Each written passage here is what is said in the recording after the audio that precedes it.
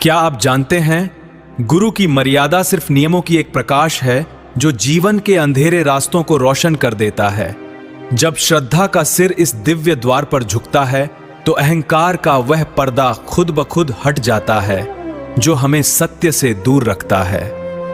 आइए इस अद्भुत सफर की शुरुआत करते हैं जहां गृहस्थी के कर्तव्यों का संगम गुरु की अटूट कृपा से स्वागत है। गुरु मर्यादा के इस पहले सोपान में गुरु की मर्यादा का दिव्य प्रकाश।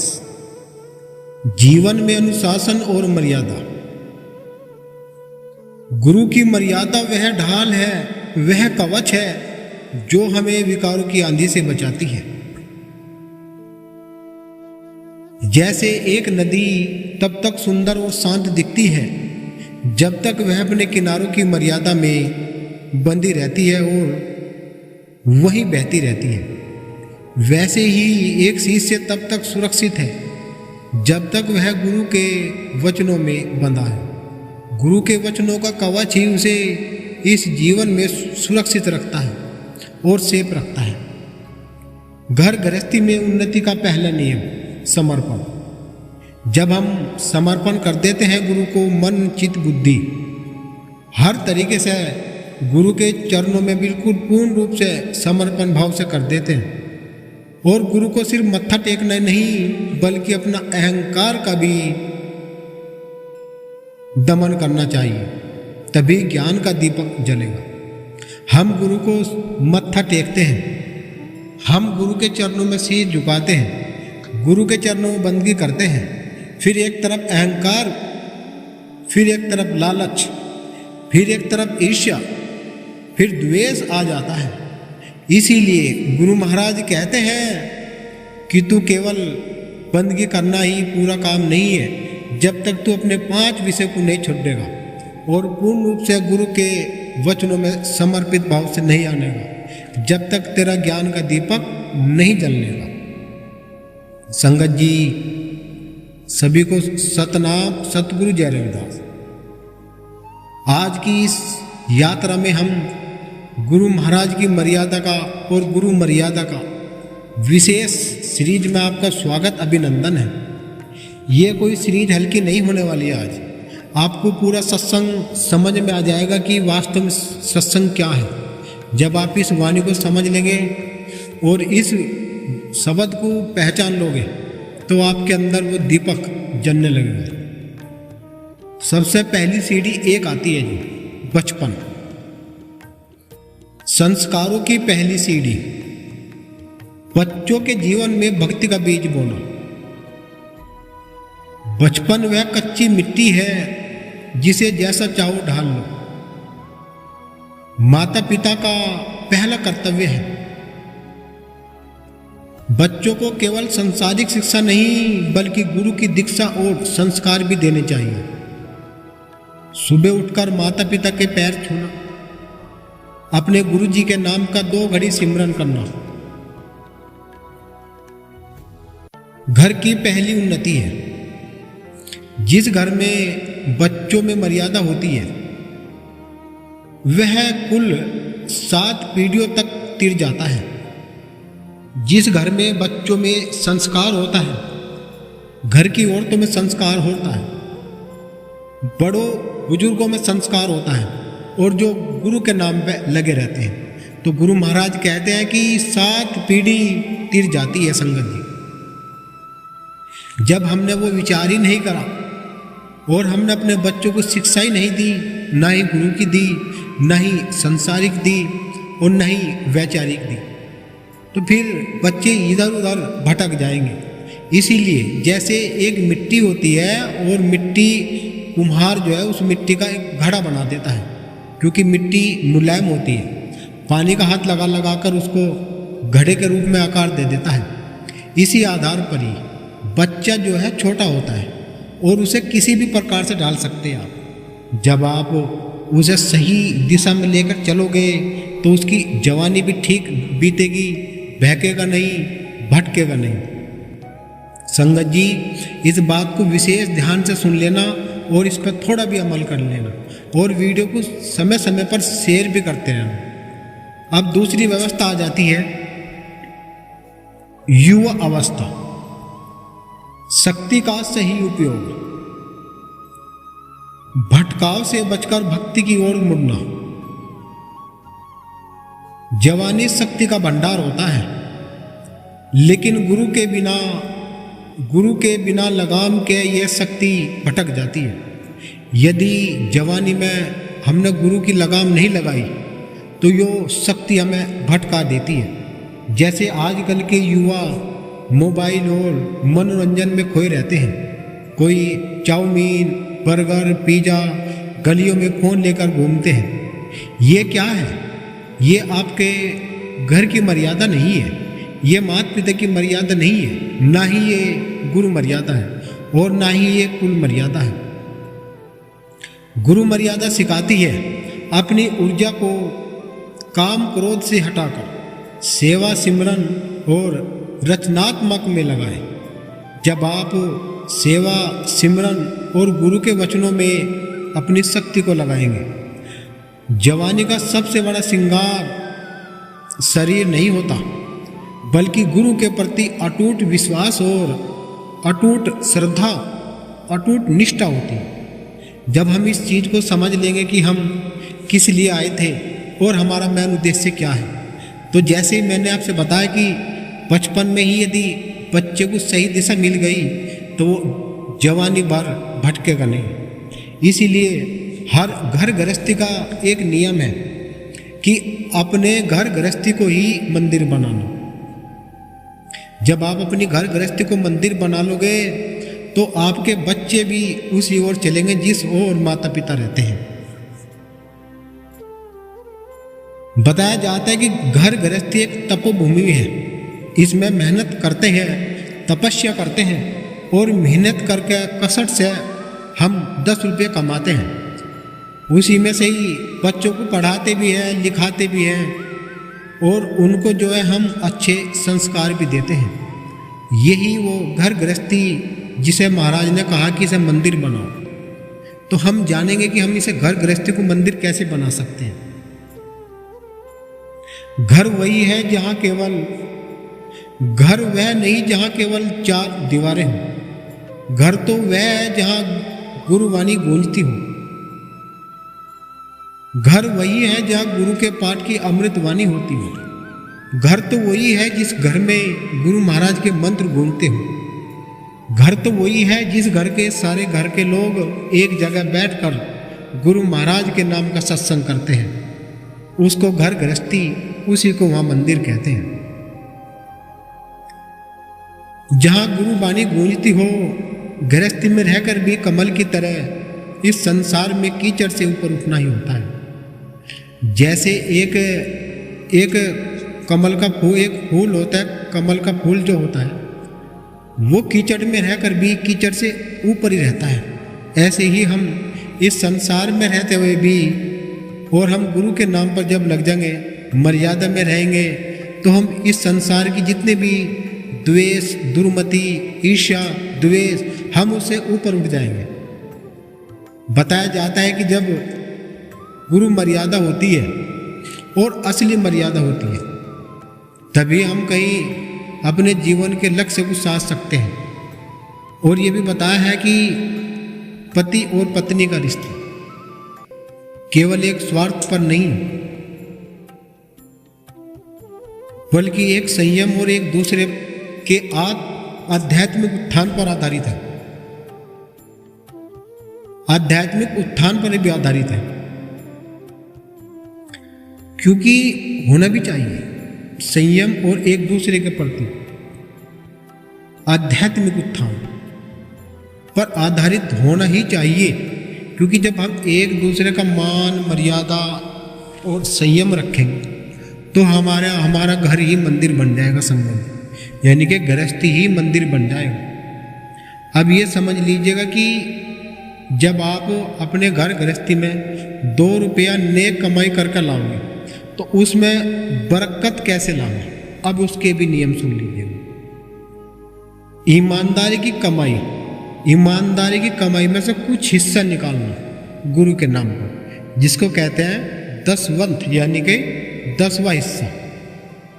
गुरु की मर्यादा सिखाती है कि एक रोटी शरीर को लगती है जो मेहनत और सच्चाई से कमाई गई हो। अपनी नेक कमाई का एक हिस्सा गुरु के चरणों में भी लगाना चाहिए। गुरु की सेवा और गरीबों की मदद में भी लगानी चाहिए। घर में कभी बरकत की कमी नहीं आएगी, घर में उन्नति आएगी, बरकत आएगी जब आप अपने घर में 10 यानी कि 10वां हिस्सा निकालोगे। यह एक प्रकृति का नियम है। जो आप समाज को देते हैं वह 10 गुना होकर आप ही के घर लौटता है। जैसा हम बोवेंगे ऐसा ही हमें काटना पड़ेगा। इसीलिए गुरु प्यारो, आप इस चीज़ को समझ लीजिएगा, विचार कर लीजिएगा और आप अपने घर के अंदर ही इस सिद्धांत को मान लीजिएगा कि जैसे कि कोई भी त्योहार है, अपने घर में इतवार में आधे किलो सूजी का हलवा बनावे, गुरु महाराज का भोग लगावे और 10-20 लोगों को खिलावे। वो जो आपने 10वां हिस्सा काटा है उस पैसे को वहाँ पे आप खर्च कर सकते हैं। आप देखना आपके घर में कितनी उन्नति बरकत आएगी। और एक और सूत्र, कोई भी पूर्णवसी आती है, 1 साल में 12 पूर्णवसी आती है। यदि आपने कोई सी भी पूर्णवसी को गुरु महाराज का व्रत करके और अपने 1 किलो या 2 किलो सूजी का हलवा बना लिया और सूरज ढलने से पहले ही आपने गुरु जी का भोग लगा दिया, सामग्री लगा दी और उस हलवे को, प्रसाद को अपने आस-पास में बांटना, अपने अड़ोसियों पड़ोसियों को, निकलते बढ़ते लोगों को जिमाना। आप देखना 1 या 2 महीने में ही आपके घर में कितनी उन्नति और बरकत आनी शुरू हो जाएगी। ये नियम आप नोट कर लें। जरूरत हो तो हमारा नंबर दिया गया है, आप उस पर भी संपर्क कर सकते हैं। अब सबसे बड़ा जो नियम है, जब आप अपनी वाणी पर संयम रखो और अपने मुख से वही अमृत वचन निकालोगे, जहाँ प्रेम हो, श्रद्धा हो और विश्वास हो, जहाँ गुरु मर्यादा हो। बताया जाता है कि शब्दों की शक्ति और मिठास, यदि हम इन शब्दों की शक्ति को पहचान गए और इसकी मिठास वास्तव में हम जान गए तो हम अपने जीवन का उस लक्ष्य को प्राप्त कर सकते हैं। जैसे कहा है कि ऐसी वाणी बोलिए मन का आपा खोए, गुरु के शिष्य की पहचान उसकी जुबान से होती है संगति। गुरु का जो शिष्य होता है ना, उसकी पहचान उसकी जुबान यानी उसकी वाणी से होती है। कभी किसी का दिल न दुखाना, क्योंकि हर हृदय में उसी एक सतगुरु का वास होता है और वास्तव में बैठा भी है। एक परमात्मा घट घट में व्यापक है। जब हम किसी की आत्मा दुखाते हैं तो समझ लो हमने उस मालिक परमात्मा की आत्मा दुखाई है। इसीलिए जितना आपसे हो सकता है वाणी पे संयम रखें, प्रेम से बोल लें, अदब से बोल लें और अपनी वाणी को धीरे से बोल लें। जब हम किसी का दिल नहीं दुखाने के तो परमात्मा हमारा दिल कभी भी नहीं दुखाने, क्योंकि हर हृदय में वही एक सतगुरु बैठा है। घर के कलेश को खत्म करने का एक मंत्र बता रहा हूं आपको। यदि किसी के घर में कलेश रहता है तो उसे खत्म करने का वो मूल मंत्र आप जान लीजिएगा। मौन रहिएगा, यानी कि बिल्कुल चुप रहिएगा और अपने मुख से मधुर वाणी निकालना शुरू कर दीजिएगा। मर्यादा में रहने वाले व्यक्ति कड़वे शब्दों का त्याग कर और प्रेम को ही ग्रहण करता है, जो मर्यादा में रहता है। लेकिन जिसके पास मर्यादा नहीं है वो तो गाली गुपड़ करेगा, अव्यर्थ भाषा से बोलेगा, एक दूसरे को नीचे भी दिखाऊंगा। ऐसे व्यक्ति ना ही तो गुरु के होते, ना ही अपने माता पिता के होते। और ना ही वे समाज में कोई भलाई कर सकते। इसी आधार पर ही आप अपनी वाणी को बिल्कुल नरम करिएगा और विचार करिएगा कि ये बात वास्तव में भी सही है या नहीं है। अब आ जाते हैं साथ संगत जी निष्काम सेवा और उसका अद्भुत लाभ।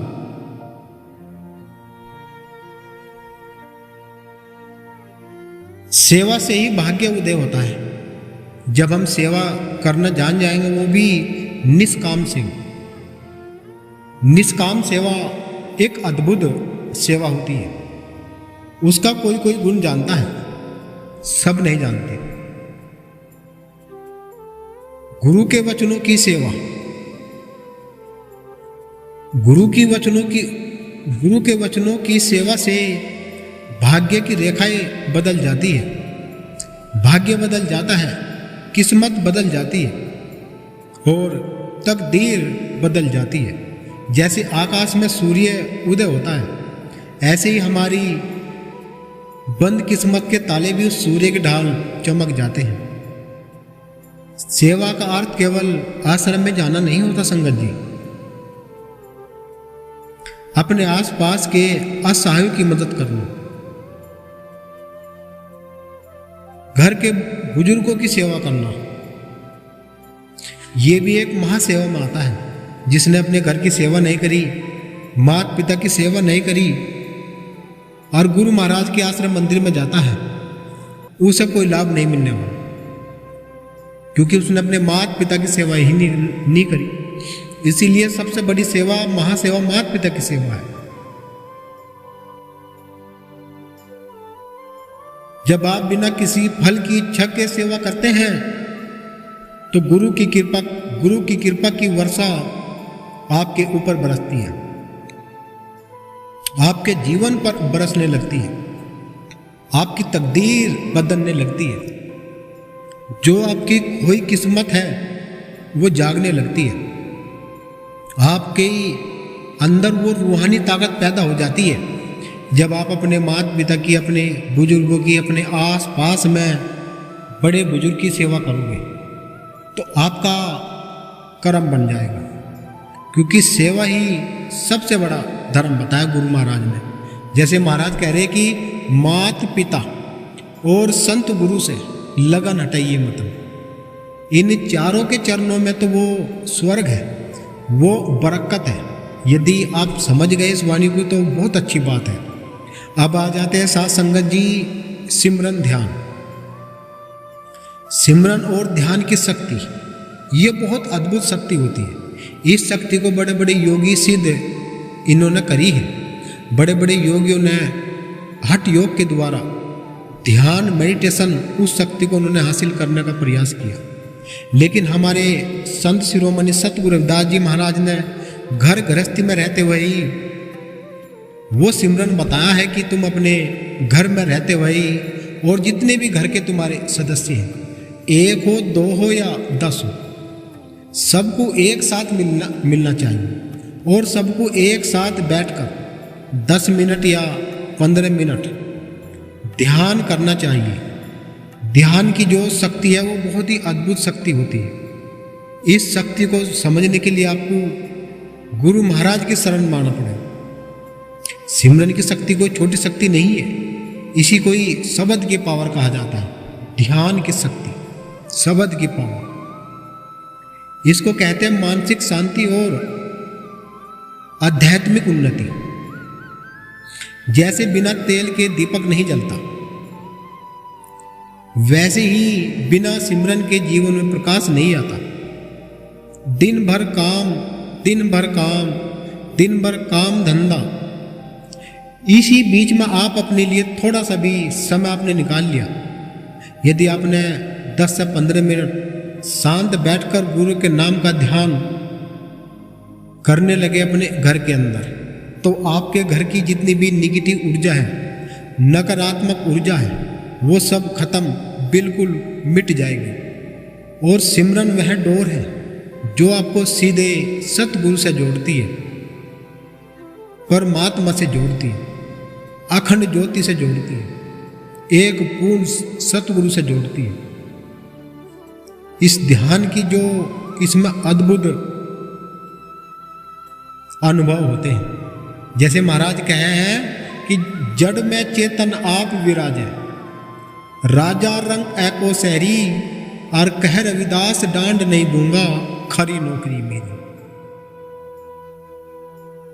गुरु महाराज कहते हैं कि जब आप 2 घड़ी बैठ जाते हो तो निश्चय ही समझ लीजिएगा आपको उस ध्यान का फल सतगुरु रविदास जी महाराज निश्चय ही देने वाले हैं। इसीलिए आप अपने घर के अंदर ही गुरु की गद्दी लगाए और वहीं ध्यान लगाए, 2 घड़ी सांस ऊपर की तरफ ले जाए।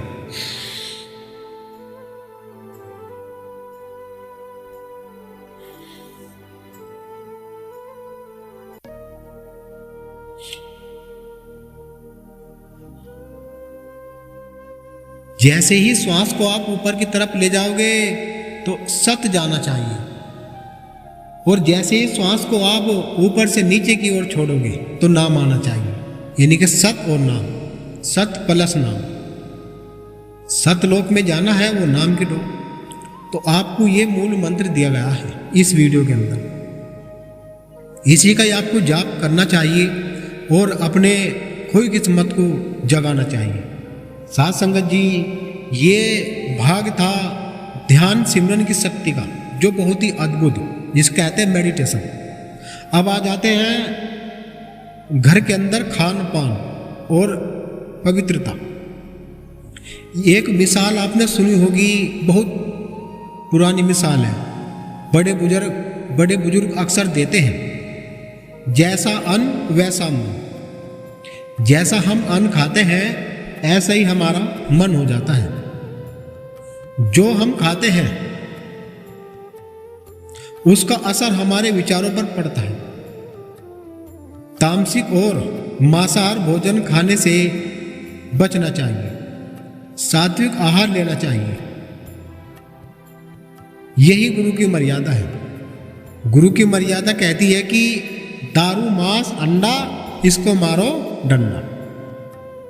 कि जब हम सत्संग की मर्यादा को समझ लेंगे, गुरु की मर्यादा को समझ लेंगे, तो हमें मांस का सेवन नहीं करना चाहिए, दारू का सेवन नहीं करना चाहिए, किसी भी जीव को नहीं सताना चाहिए, किसी पशु की भेंट नहीं देनी चाहिए, और ना ही हमें कोई अंडा का सेवन करना चाहिए। यही गुरु की मर्यादा है। जब हम भोजन गुरु को भोग लगाकर और शांतिपूर्ण मन से भोग गुरु को लगाया जाए तो वह अब वो भोजन नहीं है, अब वो प्रसाद बन गया है, अब वो गुरु का लंगर बन गया है, जो आपके तन और मन दोनों को निरोग रखता है।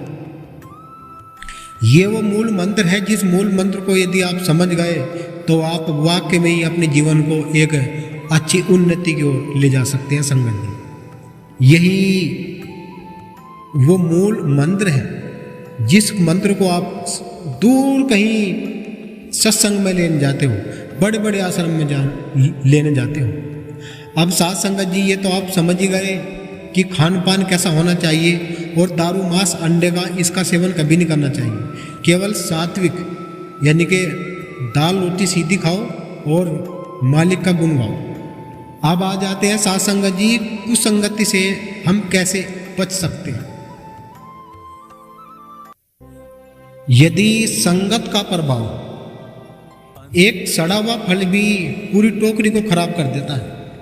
यदि किसी टोकरी में एक खराब केला रखा, या एक खराब सेव रखा, या एक खराब चीकू रखा, तो वो उस पूरी टोकरी के फल को खराब कर देगा। संगत जी, गुरु का शिष्य हमेशा सजग रहता है और उसकी मित्रता अच्छी संगति से होती है। बुरे लोगों का तो वो त्याग करता है, बुरे लोगों से तो वो दूर दूर रहता है, और अपने सत्संग प्रेमियों की टोली में रहना ही उसके लिए उन्नति का मार्ग है। यदि मान लो आपको कोई ऐसी संगत मिल जाए तो आप अपने मन से, वचन से, कर्म से उन लोगों पे वो प्रभाव डालिएगा, जैसे कि मान लो आप उन्हें भी सत्संग सुना रहे हो। सत्संग से वह विवेक जागता है जो हमें कहीं और नहीं हमारा जाग सकता। हमारे गुरु महाराज ने बताया कि सत्संग ही वो सीढ़ी है जहां विवेक खुल जाता है और जो सही और गलत में भेद सिखाता है कि सही क्या है और गलत क्या है। यदि हम आज इस बात को समझ ही गए कि सही और गलत क्या है, तो हमें उस संगति का त्याग करना चाहिए जिस संगति में हमें कुछ लाभ ना हो। यदि मान लो कुसंगति में बैठे हो तो कुसंगति का फल आपके ऊपर नहीं आना चाहिए। आपका अच्छाई, आपके पास जो अच्छा फल है वो उन लोगों पे चढ़ना चाहिए, क्योंकि आपके पास गुरु का रंग है, उनके पास गुरु का रंग नहीं है। तो इसीलिए आप अपना रंग उन्हें दे सकते हैं, उनका रंग आप मत लीजिएगा। आप संगत जी आ जाते हैं बुढ़ापा, भक्ति और विश्राम, जीवन का सार और संतोष। बुढ़ापा पछतावा नहीं होता। बुढ़ापा तो परमात्मा के निकट जाने का एक समय होता है। जब इंसान बचपन से जवानी से फिर बुढ़ापे की तरफ जाता है, तो हमारे सतगुरु ने यहाँ एक सूत्र दिया है कि भाई भजन करो। उनको महाराज जी एक लड़का सा हो जाता, चल भाई लड़का हो गया लड़का। गुरु जी कहने लगे, भाई भजन कर लेता। उनको जी बस मैं चाह रहा था कि बस एक पोता सा हो जाता, चल भाई पोता भी हो गया। गुरु जी से फिर कह रहे भाई भजन कर लेता। गुरु जी भजन तो मैं करूँगा ही, बस एक पड़ पोता सा हो जाता है। चल भाई ठीक है। गुरु जी कहने लगे, अब तो कर लेता भजन। नुको जी बस यो है गुरु जी, इसका पड़ पोता का अभ्यास देख लेता है एक बार। और नुको जी क्या करना गुरु जी, तब मेरी जो बगीची आप मुझे इसमें सांप बना कर छोड़, मैं अपने पुत्तों को, बहू और बेटों के अंते देख लूँगा और खुश हो जाऊंगा। गुरु जी ने कहा चल भाई ठीक है भाई। अब वो बगीची थी, उस बगीची में सांप बना कर छोड़ दिया। अब उसके पुत्ता पुत्ती देता वो सारे वहाँ खेल और वो उन्हें देख के खुश हो गए।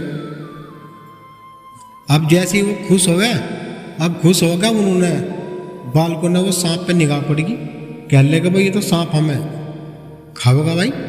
अब उन्होंने मीटिंग कर ली एक दिन, मीटिंग करके अब उनको बाबू तो पीटना शुरू कर दिया।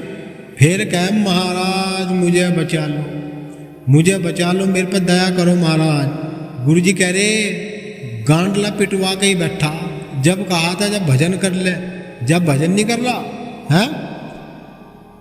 गुरु जी कह रहे अब बुढ़ा ठहरा होगा, अब भी बदी कर रहा, नूनी रे लगता अब तो बस हो ही निमट गया सारा काम, अब तो यो एक आश्रम गुरु जी की तरफ दे दूं। गुरु जी कह रहे कि 3 आश्रम तो खो दिए इस पाप में ही, कम से कम चौथा आश्रम तो गुरु की तरफ लगा दो।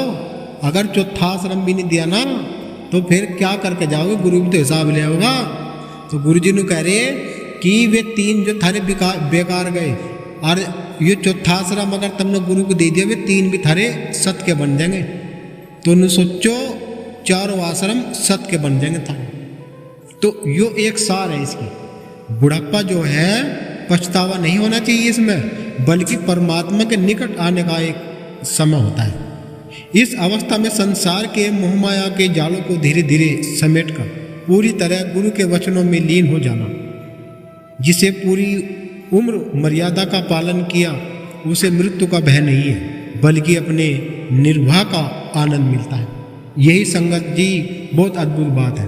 आप संगत जी गुरु के वचनों का अनंत फल, गुरु महाराज के चरणों का अनंत फल, परम लक्ष्य की प्राप्ति, गुरु के चरणों में वह सुख है जो किसी त्रिलोकी के वैभव में भी नहीं है। जो शिष्य जीते जी गुरु की मर्यादा में अपना जीवन व्यतीत करता है और उस वाणी को समझ लेता है, गुरु महाराज लोक और परलोक में भी दोनों में उसका साथ कभी नहीं छोड़ते। दोनों यानी कि इस लोक में भी और परलोक में भी उसके शीश पर हमेशा आशीर्वाद का हाथ ही रहता है, यानी कि दोनों हाथों से आशीर्वाद मिलता है। इस खंड में हम गुरु की कृपा से मिलने वाले उन रहस्यों पर चर्चा करेंगे जो एक साधारण से मनुष्य को देव तुल्य बना देता है, यानी कि देवता बना देता है। घर गृहस्थी के 5 अचूक मूल मंत्र। क्योंकि जब हम इस चीज को समझ लेंगे, अपने घर गृहस्थी को जान लेंगे, उसे पहचान लेंगे, तो हमारी घर गृहस्थी एक नंबर की हो जाएगी। गृहस्थी और गृहस्थी दो हो गई। घिसरती उसको कहते हैं कि एक दूसरे की बात ना मानना, राड़ दंगे कलेश रहना। और गृहस्थी कहते हैं कि जब एक मुख खुलने से पहले दूसरे ने बात समझ ली, वो काम पूरा हो गया, उसी को ही गृहस्थी कहते हैं। आप जान लीजिएगा कि गृहस्थी में बनाने के 5 कौन से मूल मंत्र हैं। व्यवहारिक जीवन, गृहस्थी को स्वर्ग बनाने के लिए 5 नियम और 5 सूत्र, यानी कि 5 मूल मंत्र भी कहा जाता है, जैसे क्षमा, प्रेम, शील, संतोष, दया, एक दूसरे को माफ करना, धैर्य, विपत्ति में घबराना नहीं चाहिए और प्रेम रखना चाहिए, निस्वार्थ भाव होना चाहिए, सच्चाई और एक दूसरे का हम सम्मान करना चाहिए, संतोष जो पर्याप्त है वही वो बहुत है। इन 5 सूत्रों का जो भी परिवार पालन करता है, वहाँ साक्षात गुरु महाराज स्वयं उनका वास हो जाता है, परमात्मा। इसीलिए बताया जाता है कि जब हम शीशे में मुंह देखते हैं तो जैसा हमारा मुंह होता है ऐसा ही शीशा में दिखाता है। तो जैसे कहा कि हम अपने अंदर आर पार का ज्ञान रखना चाहिए। जब हमारे अंदर बिल्कुल संयम और विवेक आ जाएगा, एक दूसरे का हम सम्मान करना शुरू कर देंगे, तभी तो कहीं हमारी गृहस्थी बन सकती है। तो साथ संगत जी, अब आ जाते हैं पूर्ण शरणागति अंतिम संदेश पर। मर्यादा ही शिष्य का स्वाभिमान है और उसकी पहचान। इस पूरी सीरीज का सार यही है कि सब कुछ चला जाए पर मर्यादा ना जाए। गुरु की कृपा से ही घर गृहस्थी में उन्नति और शांति संभव है। इसी मार्ग पर चलकर हम अपनी और अपने समाज की सेवा करते हैं। साथ संगत जी, ये सीरीज आपको कैसी लगी, जहां गुरु मर्यादा का प्रकाश अब तक बढ़ रहा था? आपका यदि दिल थोड़ा भी सुकून में आया हो, आपका मन इन नियमों को मानने के लिए करता है, यदि आपका दिल थोड़ा सा भी इसने झकोर दिया हो, तो आप इस चीज़ को समझ लीजिएगा कि ये गुरु महाराज संत रविदास महाराज की वाणी है। इस बात को आपको समझ लेना चाहिए कि हमें गुरु महाराज क्या संदेश देना चाहते हैं। तो इसी आधार पर ही यदि आज आपकी थोड़ी भी आत्मा भली हो और उसमें थोड़ी सी भी जागृति आई हो, तो आज हमारे इस YouTube चैनल को आप बिल्कुल सब्सक्राइबर कर लीजिएगा, लाइक और कमेंट और बेल आइकन अभी दबा लीजिएगा, और कमेंट बॉक्स में जय गुरु रविदास, जय गुरु समनदास और गुरु मेहता दास महाराज की जय लिखना ना भूलें। यदि हकीकत में जो आपको इसमें मूल मंत्र दिए गए हैं, यदि आप उन्हें संयम से और विवेक से अपने घर गृहस्थी को इसी तरीके से लेकर चलते हैं, तो समझ लीजिएगा कि गुरु महाराज आपकी मनोकामना पूरी करने वाले हैं। और यदि आप किसी उल्लंघन करते हैं, किसी मर्यादा में गंदा खान पान करते हैं, तो ये जो हमारे जो ये मूल मंत्र हैं, ये आपके किसी काम नहीं आएंगे। ये उन्हीं के काम आते हैं जो सात्विक भोजन करते हैं, गुरु मर्यादा पे अटल रहते हैं, अपने माता पिता की सेवा करते हैं, नम्रता से बोलते हैं, संयम से बोलते हैं और अपना मेहनत करके खाते हैं। तो साथ संगत जी, आप हमारे इस YouTube चैनल को सब्सक्राइबर अभी कर लीजिएगा और वीडियो को उन लोगों तक शेयर जरूर करना।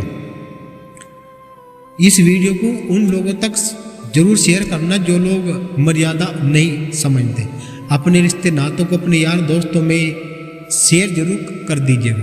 तो साथ संगत जी, एक जयकारा लगाएंगे, बोलिए संत शिरोमणि सतगुरु रविदास महाराज की जय, सतगुरु समनदास जी महाराज की जय, गुरु मेहता दास महाराज की जय, आज की महान सत्संग की जय, अपने अपने माता पिताओं की जय, आदि धर्म की जय।